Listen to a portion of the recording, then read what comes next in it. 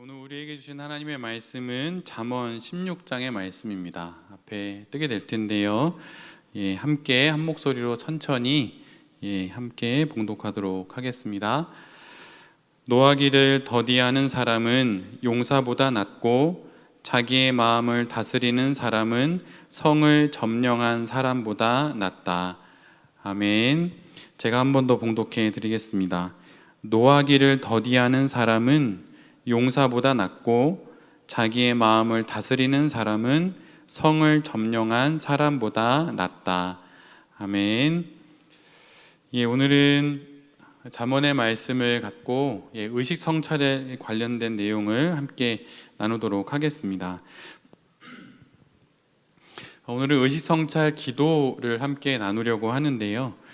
보통은 뒤에 기도라는 말을 빼고 의식 성찰 이렇게 이제 말하기도 하지요. 그런데 굳이 제가 기도라고 하는 그 표현을 집어 넣은 겁니다. 근데 그 이유는 소위 이제 의식 성찰 이러면 마치 지난 오늘 하루에 있었던 여러 일들을 자신의 윤리와 도덕에 따라서 이렇게 성찰해보고 소위 양심 성찰하고 유사하게 생각할 수도 있기 때문에 제가 기도라는 말을 붙여 넣었어요. 그래서 이건 역시 하나님 앞에서 자신을 돌아보는 것이기 때문에 우리가 지금 기도를 배우는 과정에서 그 안에 들어가 있는 것이기도 하고, 그래서 의식 성찰 기도라는 표현으로 오늘 이렇게 제목을 정했습니다. 우리는 이제 살아가면서 여러 일들을 하루 중에 또 일생토록 많은 일을 겪게 되는데, 사실은 그 일을 겪고 나서 그것이 내게 어떤 의미가 있고 또 그것을 통해서 나에게 어떤 일이 일어나고 있는지를 잘 돌아보지를 않습니다. 그래서 마치 그냥 하루하루를 사는 하루살이처럼 그렇게 이제 하루하루만 살지요. 근데 그렇게 살면은 영적으로 또 신앙적으로 깊어지기가 매우 어려워요. 하루하루 사는 게 급급하기 때문이죠. 그런데 의성찰을 하면 하루 내가 살았던 24시간을 하나님 앞에서 돌아보는 것이 되기 때문에 그것을 통해서 신앙의 진보가 일어날 수 있습니다. 그래서 의식성찰 기도를 이제 하게 되는 것인데, 우리가 영적 여정을 걸어갈 때 사실 영적 여정을 다 알 수가 없고 사실 또 다 알 필요는 없습니다. 물론 알면 좋은데 다 알아지지가 않기 때문에 또 이런 표현을 쓸 수도 있는 것 같은데요. 영적 여정을 우리가 지금 이제 7번째 기도인데요. 침묵 기도나 호흡 기도나 렉치오 디비나나 또 복음 묵상 기도나 아니면 예수 기도나 센터링 침묵 기도, 이것을 자세히 막 알고 다 암기하고 그것을 다 실행하고 막 이런 것들도 의미가 있지만, 사실 영적 여정을 걸어갈 때 우리가 그것을 다 알 수는 없어요. 저희가 이렇게 지금 18번째, 19번째 시간인데 지금까지 지나온 기도의 모든 것을 제가 다 외우거나 암기하고 있지 않죠. 그래서 그것이 불가능하기도 하고, 또한 다른 면으로는 그걸 그렇게 다 알 필요는 사실은 없습니다. 중요한 것은 그것을 다 아는 것보다 사실은 하나님을 더 많이 사랑하는 것이 필요해요.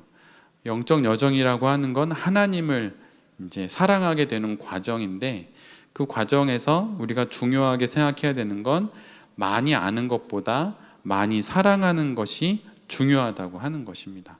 그래서 기도를 방법을 많이 아는 것보다 기도하고 싶은 마음이 많이 갖게 되는 것, 그것이 더 우리에게 필요한 것이라고 할 수 있어요. 그래서 어떤 지적인 영적 여정에 대한 이해가 머리라고 한다면 그 머리에서 가슴으로 내려오는 과정이 필요한데, 이것이 아주 오래 걸립니다. 아주 오래 걸려요. 이제 디도서를 보면 사도 바울이 이제 크레타 섬에 있는 디도에게 그 섬에 있는 성도들을 양육할 것을 부탁하면서 장로와 감독들에 대한 자격 조건들을 쭉 이야기합니다. 근데 그것을 한마디로 정리하면, 가정에서 신앙적으로 잘 세워진 장로나 감독이 교회에서 세워져야 한다, 이런 얘기예요. 딱 한마디로 축약하면. 그런데 여러분, 한 가정에서 한 장로나 감독이 신앙으로 잘 세워지는 그 가정을 세우는 게 엄청 오래 걸리겠죠. 그러니까 긴 시간을 요하는 그런 신앙의 여정을 걸어갔던 그 사람이 교회에서도 좋은 중직자가 될 수 있다고 2000년 전 사도 바울이 디도에게 그렇게 권면을 하거든요. 신앙 여정도 마찬가지입니다. 짧은 순간, 짧은 시간 어떤 학위를 하는 것으로 영적 여정을 걸어가는 건 전혀 아니에요. 지적으로 알기에 조금 수월한 부분이 조금씩은 있지만 중요한 것은 그 영적 여정을 통해서 하나님을 사랑하는 것이 매우 중요합니다. 그렇게 되어가야 하는 거예요. 그리고 사랑하는 과정이기 때문에 아주 오래 걸립니다. 그래서 여러분 영적 여정을 걸어가실 때 오래 걸어가야 한다. 그러니 꾸준하게 걸어가야 한다. 이런 걸 기억하실 필요가 있어요. 그리고 마라톤에서 항상 첫 번째 원칙 중에 하나는 아무리 힘들어도 멈추지 말아라고 하는 마라톤의 원칙이 있는데 영적 여정에서도 마찬가지예요. 아무리 힘들어도 멈춰서는 안 됩니다. 멈추면 미끄러지기 시작을 해요. 뒤로 쭉. 기도 며칠 안 하면 뒤로 쭉 밀립니다. 그렇기 때문에 오래 걸리니 멈추지 않고 계속 천천히라도 걸어간다라고 생각하셔서 기도의 여정들 속을 잘 걸어가시면 좋겠습니다. 그래서 사실은 영적 여정을 걸어갈 때 그 인내심이 되게 많이 필요해요. 막 꾹 참는다 이게 아니라 그냥 이렇게 진득하니 가는 거죠. 진득하니. 그래서 성경에서 말하는 성도의 가장 중요한 두 성품이 순종과 인내거든요. 그러니까 대부분 참는 거죠. 사랑은 오래 참는다는 말로 시작이 되는데 오래 인내하고 참는 걸로 영적 여정을 걸어가시면 돼요.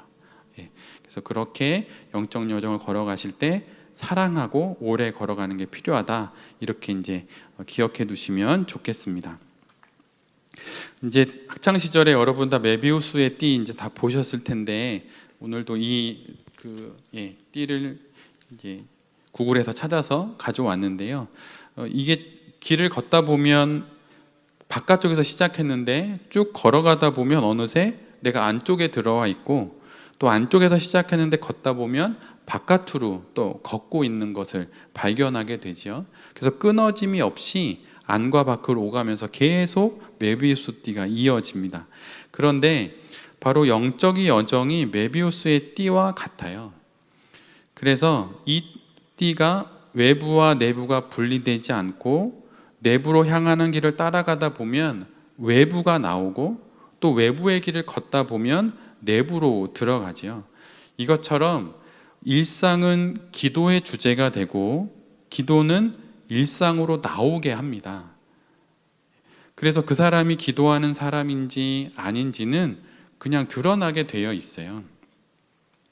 그래서 일상이 기도와 끊겨져 있지 않고 하나이고 그 일상과 기도가 서로 이렇게 맞물려서 돌아간다고 하는 것이죠. 그래서 기도와 일상은 분리되지 않는다는 거예요. 그래서 기도의 세계를 보면 일상을 알 수 있고 일상을 보면 그의 기도 세계를 유추해 볼 수 있어요. 그래서 그 사람은 우리가 기도를 할 때 대부분 일상에서 벌어졌던 일들을 갖고 기도의 주제로 하나님께 올려드리게 되죠. 그래서 일상을 넘어서는 기도를 하기가 매우 어렵습니다. 그리고 기도를 넘어서는 일상을 살기도 매우 어려워요. 어떤 목사님은 아예 불가능하다 이렇게도 말씀하시는데 그 이유는 일상과 기도가 메비우스 띠처럼 분리되지 않고 하나로 엮여 있기 때문이에요. 그래서 나의 영적 여정에 있어서 나의 기도 생활이 깊어지지 않는다면 일상을 한번 잘 점검해 볼 필요가 있습니다. 그리고 일상에 뭔가 변화를 주고 싶다면 기도의 세계를 변화를 줌으로 일상에 변화를 줄 수도 있는 것이죠. 이게 서로 맞물려 돌아가는 것이기 때문이에요. 그래서 기도와 일상이 분리되지 않는다. 이 부분을 잘 유념하셔서 기억하셨으면 좋겠습니다. 그런데 우리가 감사에 대한 감각을 돕는 도구로서 의식성찰이 사용이 될 수 있는데 왜냐하면 그 의식성찰을 통해서 우리가 세상을 다르게 보기 때문이에요. 그냥 여러분 한번 어제 하루를 한번 생각해 보시겠어요? 아침에 일어나서 하루 아침을 살고 그 다음에 어제 저녁에 잠을 자고 하는 이 일상을 쭉 돌아봤을 때 그 일상이 월요일과 크게 차이가 없고 그리고 전혀 세상이 다르게 보이지 않을 수 있는데 의식성찰을 하게 되면 세상을 다르게 보게 되는 그런 이제 안목이 생긴다고 말할 수 있어요. 왜냐하면 하나님에 대한 감사로 시작하고 감사로 끝나는 것이 다르게 세상을 보게 하는 그런 중요한 요소가 되는데 의식성찰을 하게 되면 그런 부분들을 찾아내게 됩니다. 그러니까 나의 하루를 쭉 돌아보면서 예전 같으면 의식성찰을 하지 않았으면 그냥 잠을 잘 텐데 저녁에 의식성찰을 하면 오늘 아침에 일어나서 출근하고 와서 하루를 보내면서 바로 그 시간, 그래 오전 11시쯤에 내가 하나님의 임재를 불같이 임하는 뭐 그런 거 말하는 게 아니고요, 하나님께서 가까이 하시다고 하는 것을 느꼈다.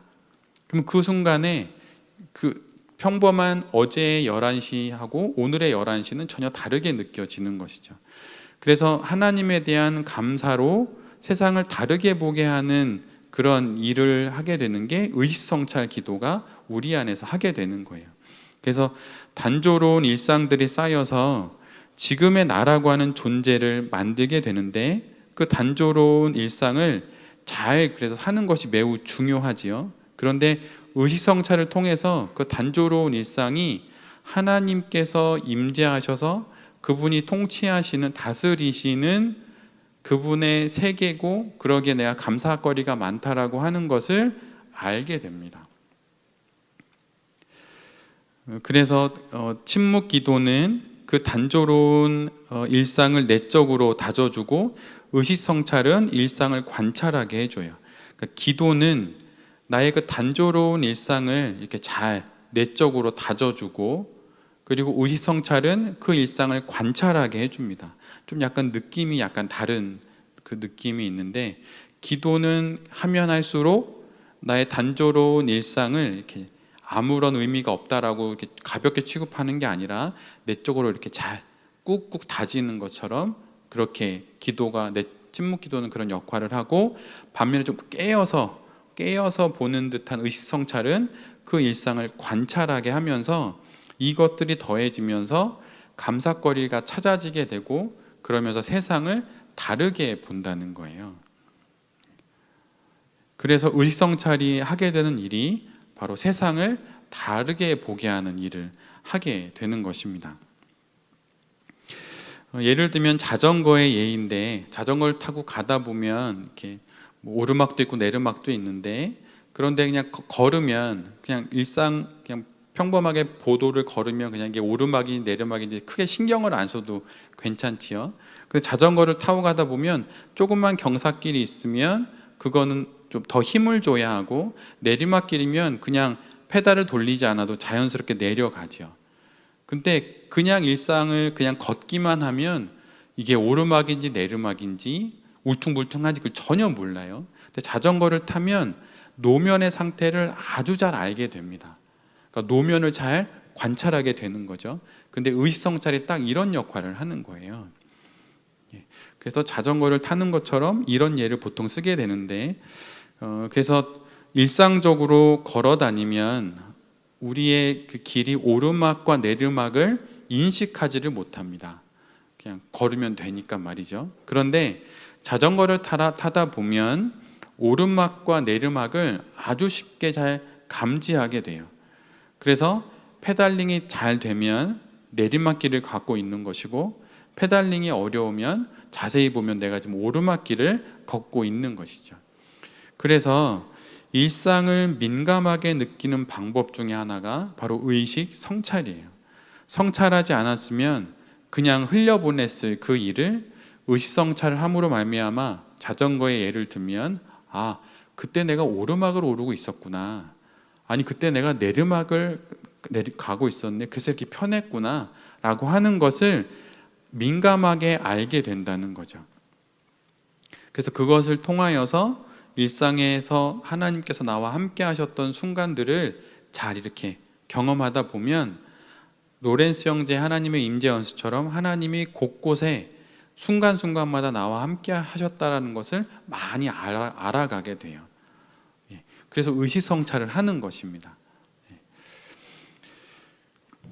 그런데 의식성찰과 양심성찰을 보통은 혼용해서 쓰기도 하거든요. 그런데 우리 한국 사회에서는 그 양심이라고 하는 단어 자체가 약간 그 윤리적이고 또 잘잘못을 이야기하는 성향들, 뉘앙스가 있어서 이것보다는 의식성찰이라는 말을 씁니다. 그래서 양심성찰이라고 하면 내가 오늘 하루 잘했던 것, 내가 잘 못했던 것, 내가 잘한 것, 못한 것, 뭐 이런 것들을 찾는 것처럼 이렇게 윤리로 OX를 따지는 것처럼 돼서 양심성찰보다는 의식성찰, 뭐 다른 말로는 마음을 들여다보기, 뭐 이렇게 할 수도 있는데 정확하게는 삶을 들여다보는 기도가 의식성찰이긴 한데, 그러니까 뭐 양심을 돌아보는 게 아니라 하루를 돌아보면서 삶을 들여다보는 기도다, 이렇게 기억해 두셔도 좋으실 것 같아요.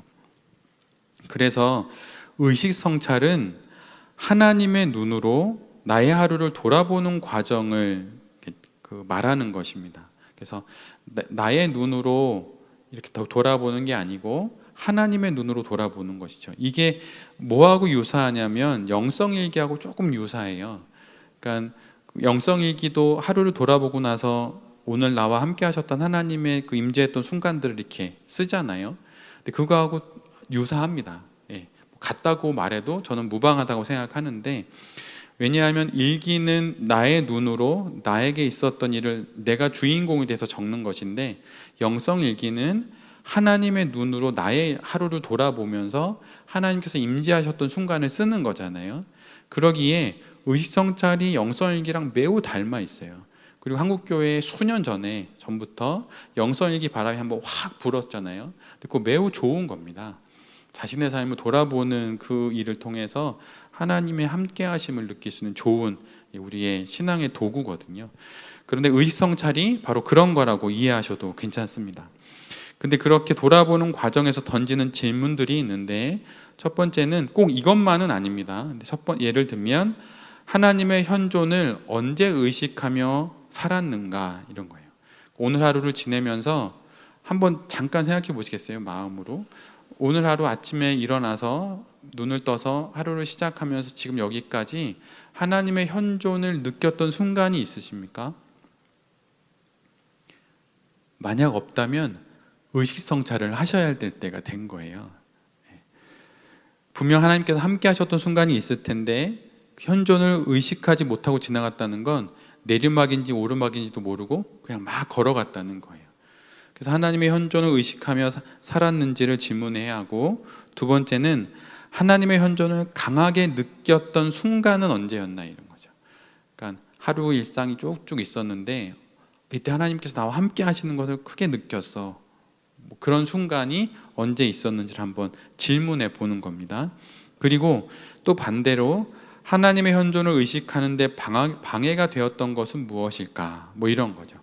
하루를 지내면서 어느 순간에 하나님의 현존이면 현존의 느낌이 있어야 되는데 그거가 정반대로 갑자기 분노가 막 차올랐다든가, 아니면 어느 순간에 갑자기 어떤 유혹에 넘어갔다든가 하는 그런 순간도 그 순간을 찾아보는 것도 의식성찰이라고 할 수 있어요. 그래서 이런 시간을 갖는 것이 의식성찰입니다. 그래서 이런 과정을 통해서 하나님과의 관계에 무엇이 도움이 되고 또 무엇이 도움이 되지 않는지를 알게 되는 거예요.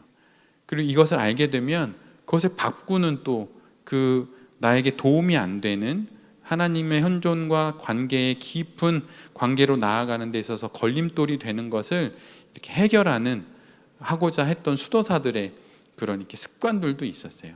이렇게 뒤에서 나올 텐데, 그런 걸 통해서 나에게 도움이 되는 것은 취하고 도움이 안 되는 것은 멀리하면서 신앙의 여정에서 하나님께 더욱더 가까이 가는 것, 그것이 의식성찰을 통해서 하게 되는 일들입니다. 영적 여정에서의 덕이라고 하는 항목이 있는데, 의식성찰을 통해서 우리가 덕을 쌓을 수 있기 때문이에요. 근데 여기서 말하는 덕이란 윤리를 말하는 것이 아닙니다. 그러니까 영적 여정에서, 신앙 인생에서, 신앙 생활에서의 어떤 존재의 본질과 목적을 달성한 것을 덕이라고 불러요. 그래서 뭐 예를 들면 내가 막 도덕을 잘 지키고 질서를 잘 지키고 이것은 좀 여기서 영적 여정에서 말하면 전혀 다른 덕이에요. 그건 이 사회 속에서의 규칙과 규범이지 영적 여정에서의 덕은 아닙니다. 그러니까 자기의 본질에, 그러니까 나라고 하는 한 인간의 존재의 본질과 목적에 도달하는 것이 덕이에요. 그래서 소위 완덕의 길 뭐 이런 책도 있잖아요. 그러니까 거기서 말하는 완덕이란 누가 뭐라 하든 허허허 이렇게 웃는 걸 말하는 것이 아닙니다. 그게 아니라 하나님이 창조하신 이 땅의 한 피조물인 인간으로서 나의 본질과 목적에 도달하고 있느냐, 도달했느냐, 그것이 바로 영적 여정에서의 덕이에요. 그래서 예를 들면 칼에 덕이 있다고 말하면 그 칼이 잘 자르고 잘 베고 하면 그 칼은 덕스러운 거예요. 영적 여정에서는 말이죠. 만약 어떤 달리는 말이 있다면 그 말의 덕스러움은 잘 달리는 거예요. 그러니까 그 칼과 말의 본질과 목적에 도달하고 달성했을 때 그는 덕스럽다라고 이렇게 말하는 거죠. 그렇다면 사람의 덕은 무엇일까요? 사람의 덕을 영성에서는 하나님을 알고 하나님께 영광을 돌리며 사는 것, 그리고 하나님을 사랑하며 사는 것이라고 규정하고 있어요. 하나님을 알고, 이미 우리가 다 아는 겁니다. 근데 그게 우리의 덕이에요. 하나님을 알고 하나님께 영광을 돌리고 하나님을 사랑하는 것이 바로 영적 여정에서의 우리의 덕입니다. 그렇다면 우리가 질문하게 되는 것은, 그럼 하나님을 사랑하면서 나는 살고 있는가? 난 하나님을 알아가고 있는가? 하나님께 영광을 돌리고 있는가? 라고 하는 것이죠. 이런 질문을 하면서 수덕을 통해, 덕을 닦음을 통해서 완덕으로 나아가려고 하는 것이 수도사들의 이야기고 모든 신앙인의 이야기가 되는 거예요. 그래서 사도 베드로에게 예수님께서 요한복음 21장에서 너가 나를 사랑하느냐라고 질문하시는 게 그게 바로 이 부분을 말하는 것입니다. 너의 본질, 너의 목적에 잘 도달하고 있느냐 이렇게 묻는 것이죠. 그래서 하나님을 사랑하면서 살고 있습니까? 하나님의 영광을 위해서 살고 있습니까? 하나님을 알아가면서 살고 있습니까? 이것이 영적 여정에서 덕스러워지고 계십니까? 라고 하는 질문과 똑같은 거라고 하는 것이죠. 근데 영적 여정에서 이런 덕이 잘 쌓여져 갈 때 그분이 교회에서 좋은 성도가 될 수 있어요.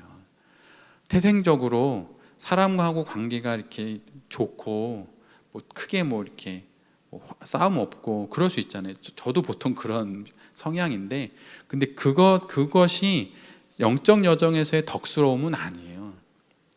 제가 예전에 목회자 이제 어떤 곳에 세미나를 들을 때 거기서 어떤 평신도 리더로부터 양육을 같이 받았는데 함께 삶을 나누다가 그분이 저에게, 제가 말도 이렇게 좀 이렇게 뭐 표현하자면 이렇게 조근조근 그냥 온화하게 이야기를 하니까 저의 삶의 스토리를 쭉 들으시더니 그분이 저에게 하셨던 말씀이 있어요.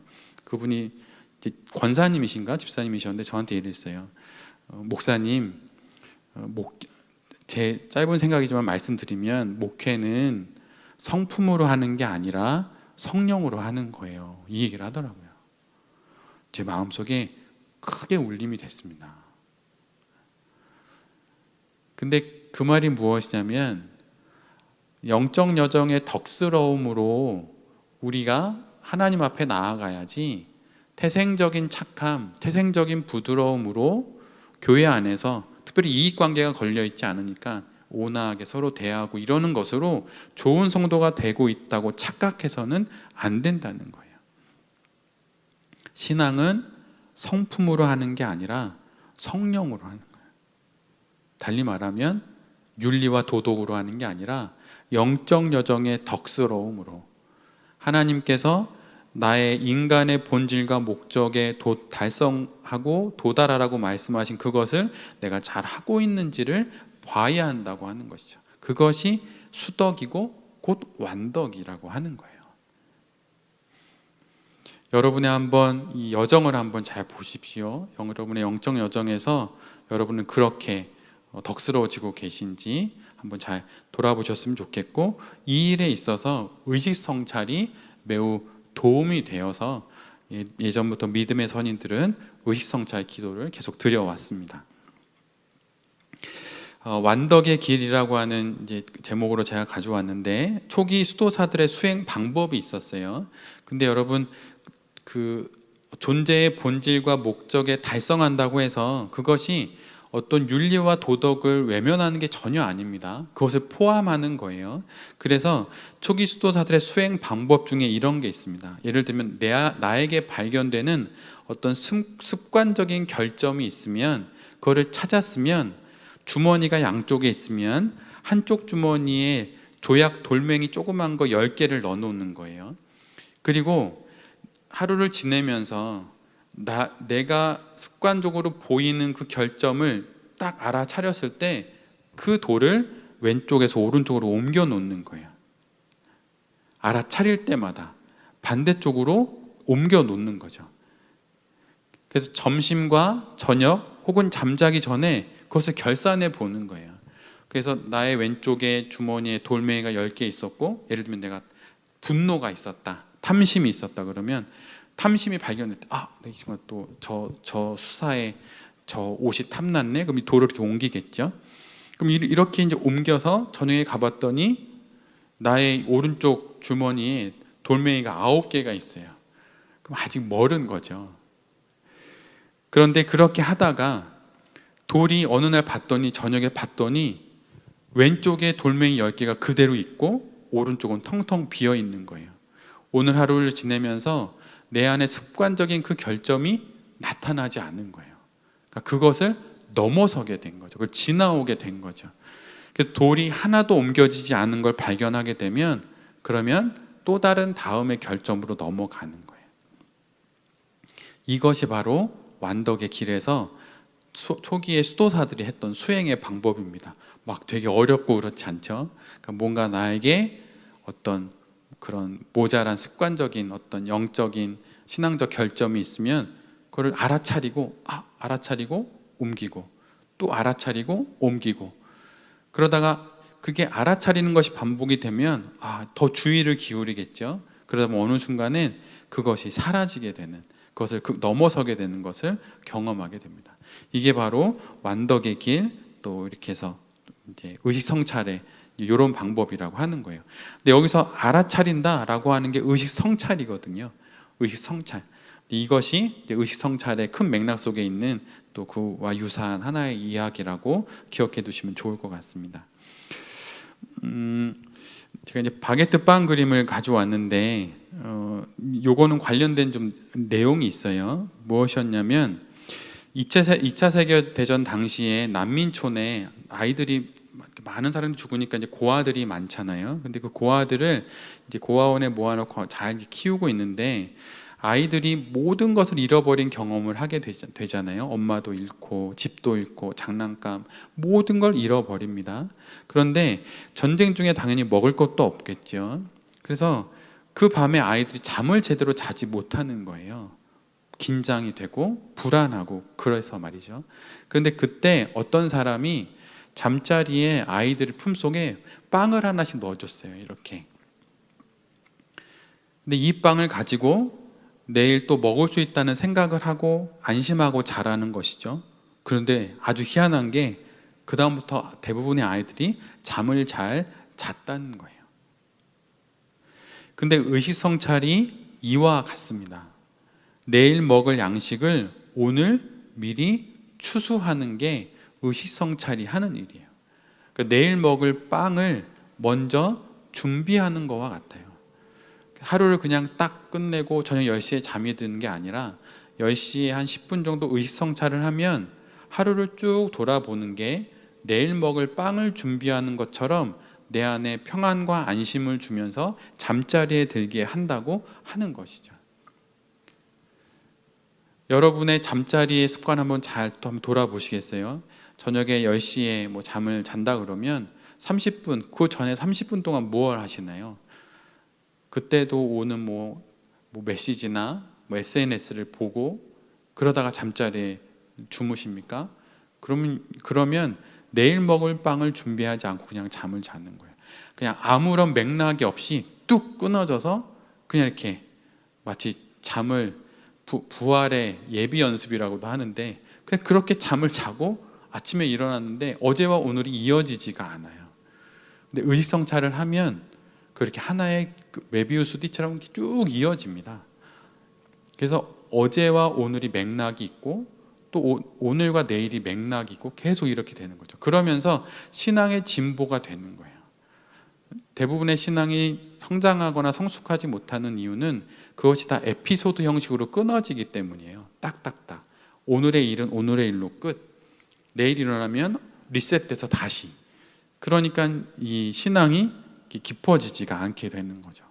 그런데 의식성찰을 하게 되면 오늘 저녁과 내일 아침이 이어주는 것이 되는 거예요. 그래서 의식성찰을 해보시기를 권합니다. 그래서 이렇게 의식성찰이 이런 의미가 있다는 것을 잘 기억하셨으면 좋겠고요.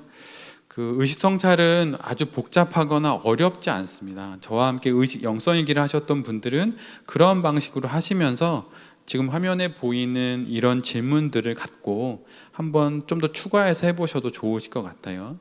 근데 의식성찰은 그 간단한 방식이 있고 좀 이렇게 긴 방식이 있다고 말씀드릴 수 있어요. 근데 그 소위 소박한 의식성찰 기도라고 하는데 아주 간단하게 질문을 하고 또 시간이 짧으니까 점심시간에 짧게 할 수도 있습니다. 뭐 그때뿐만 아니라 짧게 마무리하고 싶으면 짧게 할 수도 있겠죠.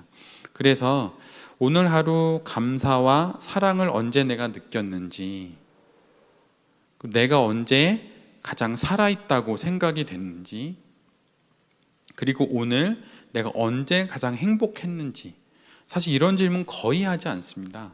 근데 여러분 이것을 통해야 우리가 존재의 목적과 본질을 통해서 거기에 도달하거나 달성할 수 있어요.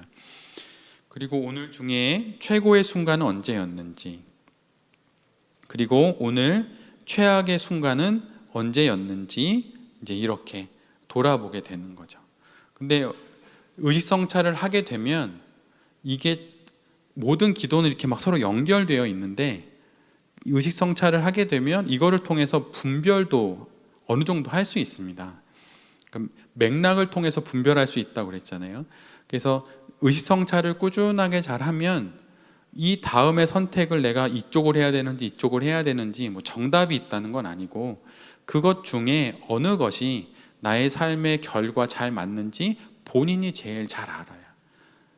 근데 그것이 의식성찰을 통해서 가능하다는 것입니다. 그래서 예를 들면 그 기자수첩 같은 거 있죠. 이렇게 조그만 거, 핸드폰, 스마트폰 크기 정도 되는 기자수첩을 가지고 다니면서 매일 저녁에 끝나면 거기에다 그냥 한 페이지 정도로 이러한 질문들로 이렇게 한번 적어 보시는 것이 의식성찰이 충분히 됩니다. 처음엔 그렇게 하시는 거를 권해드려요. 그러니까 기자수첩을 하나 사시고 펜을 하나 사서 그거를 가지고 다니거나 아니면 집에 놔뒀다가 저녁에 집에 돌아가면 그것을 한 페이지만 한 면만 다 쓰겠다는 생각으로 펜을 들어서 여기에 나와 있는 질문들을 갖고 적어보는 거죠. 그게 의식성찰입니다. 그리고 끝나고 나서 짤막한 기도로 마치면 그게 의식성찰이에요. 아주 복잡하지 않습니다. 근데 그것이 한 달, 두 달 쌓이면 3개월 뒤에 예를 들면 내가 뭐 퇴사를 할지 아니면 계속 다닐지 뭐 어느 선택이든 하나님 앞에서 상관이 없는데 어느 것이 나에게 있어서 좀 더 존재의 본질을 이루는데 더 좀 좋은 방향일까라고 하는 것을 그 맥락을 통해서 찾아갈 수 있어요. 그래서 이렇게 소박한 의식성찰을 한번 해보시기를 이런 질문들을 갖고 해보시기를 권해드리고 이것을 통해서 하나님의 뜻을 발견하는 또 3가지 길을 경험하게 됩니다. 근데 그거를 제가 좀 정리를 해온 건데 그 하나님의 뜻을 발견하는 방법 1, 2, 3 이런 것이 아니에요. 하나님이 인격적인 분이시라 그분의 뜻이 이 온 세상을 구원하는 것 그거 외에 나머지 것들은 많이 바뀔 수 있어요. 그러니까 예를 들면 저는 열심히 공부를 해서 교수가 되는 게 저의 하나님 앞에서의 뜻이고 저를 향한 하나님의 뭐 소명이고 뭐 이렇게 생각했는데 목회자가 되어 있잖아요. 근데 하나님의 그 큰 뜻 안에서 하나님이 나와 함께 얘기도 나누시면서 당신의 나의 존재의 본질로 나를 이끌어 가시는 데 있어서 하나님께서 나와 계속 얘기 나누면서 해보시는 거죠. 이렇게 엠마오의 제자들처럼 그렇게 얘기를 나눠주시는 거거든요. 그래서 여기 나오는 것을 혹시 무슨 방법 1, 2, 3처럼 아시진 않기를, 결코 그렇지 않기 때문에 이렇게 미리 말씀을 드리고, 하나님의 뜻을 발견하게 되는 일반적인 세 가지 길을 좀 정리해 보면 이렇게 말씀드릴 수 있어요. 초자연적인 영향인데, 예수님이 부를 때 제자들이 즉시 응답하고 따라갑니다. 근데 여러분의 삶 속에서 아무런 분별 없이 무엇인가가 할 때가 있었다면 그때가 하나님이 인도하시는 순간일 수도 있어요. 물론 기도는 해야겠죠. 하는데 특별히 아무런 분별이 별로 없었는데 그냥 하나님께서 부르셨다라는 생각으로 그냥 그 일을 하게 된 게 있다면 그것이 하나님이 인도하시는 순간일 수도 있습니다. 그래서 여기서 말한 것은 초자연적인, 맥락이 없는 그러한 길로 하나님이 당신의 뜻을 우리에게 전해주실 수 있는데, 의성찰이 만약 내가 꾸준히 되어 있었다면 그런 맥락 없는 어떤 하나님의 뜻이 나한테 딱 쏟아질 때 그것을 나름 조금 분별할 수 있어요. 말도 안 되는 그런 게 아니라 이게 뭐지? 이렇게 하면서 지난 시간 동안 나의 삶 가운데 하나님이 함께 하셨으니까요. 나의 삶 가운데. 그러면 지난 한 달 동안 나와 함께 하셨던 하나님의 그 이끄심을 맥락들을 한번 쭉 돌아보다가 그럼 이거 하나님의 인도하심 맞겠다, 이럴 수 있는 거죠. 그런데 한국 교회는 대부분 이런 맥락이 없습니다. 그냥 뭘 받고 꿈을 꿨다는 거예요. 저에게 와서 꿈 얘기하시는 분들도 계신데 그거에 대해서 제가 아니고 저보다 훨씬 영성으로 깊으신 어느 목사님이 이렇게 얘기했어요. 다 개꿈이라고. 다 소용없는 거. 맥락 없는 꿈은 다 개꿈이에요. 소용없는 거예요. 근데 의식성찰을 하면 그 성찰 속에서 하나님께서 무엇인가를 인도하시는 그 순간을 이런 거구나 라고 알게 되죠. 그리고 그 뒤에 제가 적어놓은 것처럼 추후에 기도와 말씀이 더해짐으로 보완이 되는 경향이 반드시 있어요. 예전에 어느 목사님의 설교에서 들었는데 그 교회가 이제 매일 새벽 기도를 드리는데 어느 여자 성도님이 매일 와서, 그 교회 성도님이 아닌데 매일 예배를 드리시더래요. 새벽 그렇게 눈물로 기도하시더랍니다. 근데 한 1년여가 지나서 새벽 예배를 마치고 나가려고 하는데 그 여자 성도님이 기다려서 그 담임 목사님을 만나서 인사를 하더래요. 그리고 이렇게 말씀하셨다는 거예요.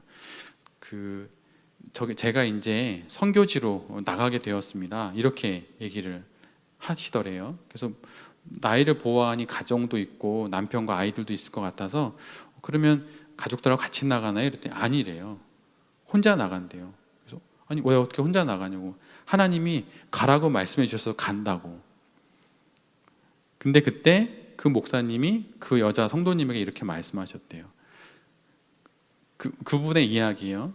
지금 당신이 선교지로 가고자 하는 그 이유는 이곳 생활이 너무 힘들고 자녀와 남편과 함께 사는 그 삶이 너무 싫으니 신앙을 핑계로 선교지로 가려고 하는 것이라고, 가지 말라고 이렇게 말씀하셨다는 거예요.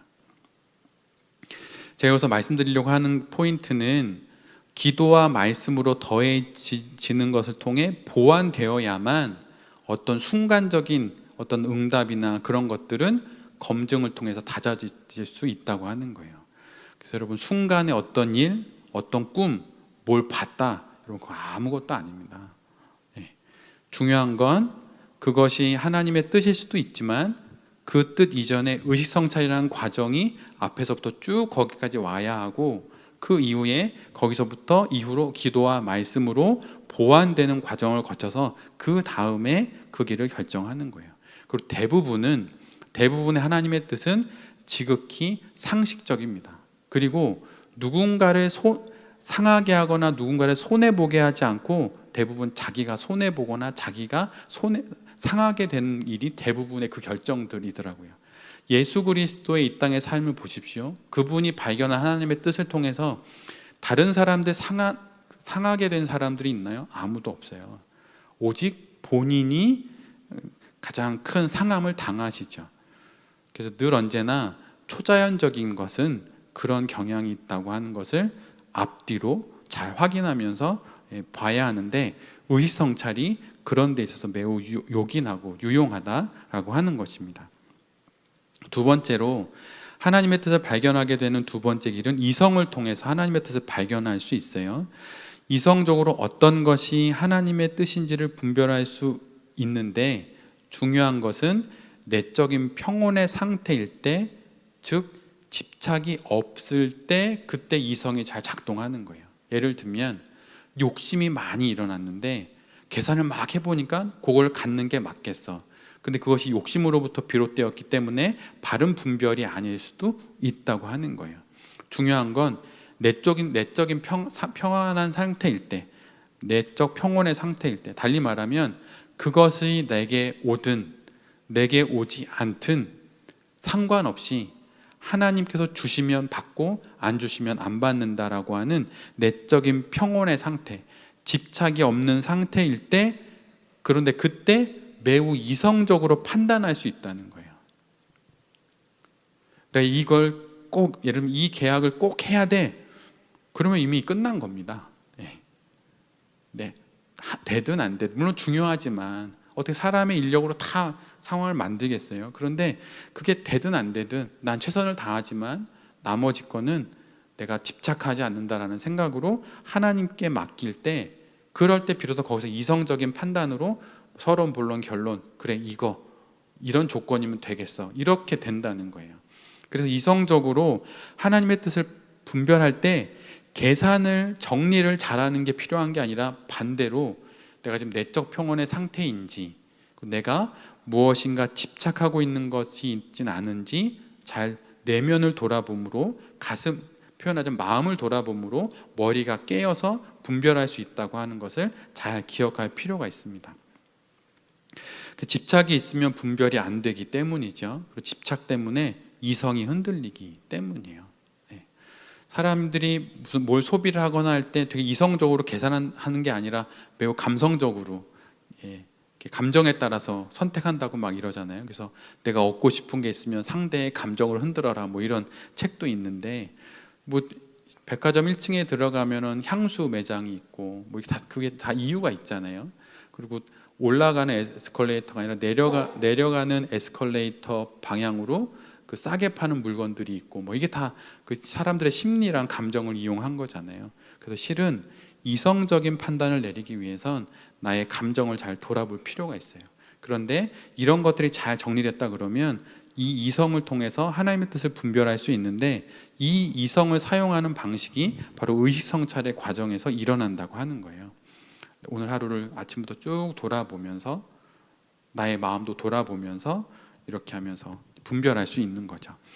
세 번째로는 정서적인 끌림인데, 이거는 기도하고 나서 어떤 느낌을 잘 살펴보라는 것입니다. 예수님과 기도하고 나서 어떤 마음 상태를 주시는지를 잘 기록하는 것이 중요해요. 그래서 제가 기도일기를 아주 많이 강조해서 말씀을 드렸는데, 기도가 에피소드로 끝나지 않고 맥락으로 이어지면 그럼 하나님의 부르심과 또 하나님의 이끄심을 이해하는 데 도움이 되는데, 그래서 기도하고 나서 내 안에 어떤 느낌이 들었는지를 잘 살펴보면, 그러면 하나님의 나를 향한 뜻을 발견할 수도 있습니다. 그래서 이냐시오는 인간의 마음은 영들의 전쟁터라고 말을 했어요. 그래서 영들이 전쟁을 벌이기 때문에 영적인 위안 또는 영적인 황폐를 모두 다 경험할 수 있다고 하는 거예요. 내 안에 영적으로 위로를 받고, 거짓 위안도 있습니다. 위안도 받고, 때로는 영적으로 황폐해지는 그런 마음들도 느끼고, 근데 이것을 기도하고 나서 내 안에 일어났던 어떤 느낌들을 잘 적어 놓으면 이것이 의식성찰과 서로 맞아떨어져서 하나님의 뜻을 이렇게 분별하는 데 있어서 매우 유익할 수 있다고 하는 것이죠. 그래서 여러분, 이런 것을 하는 데 있어서 의식성찰이 매우 도움이 된다라고 하는 것을 잘 기억하셨으면 좋겠습니다. 물론 그 앞에서 제가 말씀드린 건 매우 단순화시킨 거예요. 하나님의 뜻을 분별하는 거 매우 단순화시킨 거고, 실제로 매우 복잡한 거를 예를 들면 얘기하면 분별할 수 있겠다 생각하실지 모르겠는데 안 됩니다.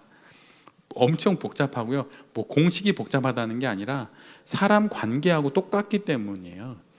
그러니까 하나님이 뭐 1, 2, 3번을 정해놓고 내 뜻은 3번이다 이거를 찾아라 이렇게 하시지 않고요. 같이 지내면서 하나님께서 이렇게 이끄시기도 하고, 뭐 노를 저어서 이렇게 배가 앞으로 나가는 것처럼 이렇게 이끌어 가시니까 그게 시간이 오래 걸리기도 하고 매우 인격적인 관계이기 때문에 분별로 공식으로 찾아지는 게 아니거든요. 그런데 하물며 그럼에도 불구하고 그래도 우리는 그런 과정을 나아가기 위해서는 좀 이렇게 공식 같은 게 있는 게 좀 편안하니까 이렇게 정리해 놓은 건데 여전히 매우 단순한 것입니다. 그래서 이것이 전부라고 말해서는 안 되겠지요. 그리고 이것이 정말 영적인 위안인가 황폐인가는 자신의 내면의 상태를 잘 알면 분별이 돼요. 그러니까 자신의 내면을 가장 잘 알 수 있는 첫 번째 사람은 본인이에요. 그리고 그것을 이제 영적 동반에서 나누면 물론 좀 더 명확해질 수 있지만 사실은 대부분 본인이 잘 압니다. 내가 지금 유혹에 넘어가고 있는지 아니면 내가 좀 뭐 치장하면서 다른 말을 하는지. 그래서 내면의 상태를 잘 모르면 천사의 탈을 쓴 사탄의 유혹에 빠질 수 있습니다. 아까 이냐시오가 영적 정쟁터라고 했는데 내면의 상태를 잘 이렇게 모르면 유혹에 빠져 넘어갈 수 있는 것이죠. 그런데 의식성찰 기도를 하면서 바로 내 마음의 상태를 잘 알아갈 수가 있어요. 하나님의 임재와 현존을 언제였지? 이렇게 하면서 감사하게도 그 과정 가운데 내 마음의 상태를 잘 알아갑니다. 그리고 하나님의 임재를 이제 그 의식성찰을 통해서 알게 되니까 하나님의 반대편에 있는, 여기서 악한 영이라고 표현했는데 악한 영의 이끌림도 분별하게 되는 거죠. 그러니까 선을 아니까 악을 알게 되고 그 가운데서 나의 마음의 상태도 알아가게 되는 거죠. 그러면서 영적 분별을 하게 되고 이것을 가지고 영적 동반이라고 하는, 예를 들면 같이 만나서 이야기하는 그런 과정들을 거치면서 신앙의 여정을 걸어가는 것입니다. 오늘은 여기까지 할까 하는데요. 오늘부터 다음 시간에 의식성찰 실습을 잠깐 해볼 건데, 오늘부터 한 주 동안 기도 기자 수첩 이런 거 하나 가지시고 한번 한 주 동안 저녁에 잠들기 전에 한 15분 정도라도 오늘 나에게 있었던 하나님의 위안, 하나님의 현존, 또 그런 것, 나의 느낌들 그런 걸 쭉 한번 적어 보시면서 한 주 한번 해보시고 다음 주에 오시면 그러면 좀 더 깊은, 또 여기서 말했던 영적 여정에 덕을 쌓는 그런 또 좋은 또 여정이 되지 않을까 이런 생각이 듭니다. 오늘 여기까지 주신 주님의 말씀을 갖고 다 잠시 기도했으면 좋겠습니다.